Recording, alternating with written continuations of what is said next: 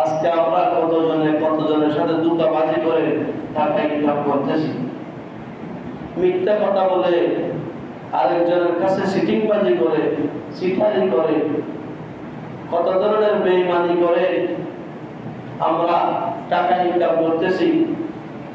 আল্লাহ পাক রব্বুল আলামিন আমাদের সবাইকে বুঝার হেদায়েত দান করুন, আমিন।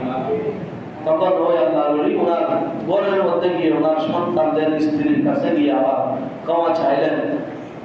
সেই ইব্রাহিম আদম রাহমাতুল্লাহ আলাইহির জীবনী যদি আমরা দেখি একটা খেজুরের কারণে ওনার ইবাদত আল্লাহর দরবারে কবুল হচ্ছে না।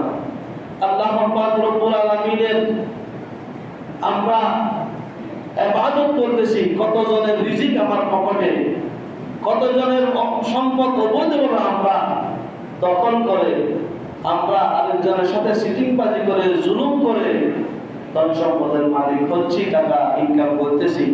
সেই ধন সম্পদ খেয়ে, সেই রোজগার পেয়ে, ইনকাম সেই টাকা দিয়ে আমরা খেয়ে আমরা ইবাদত করতেছি। যদি আল্লাহ ক্ষমা করেন, কিন্তু আমরা বলতে পারবো না যে এটা কবুল হচ্ছে কিনা।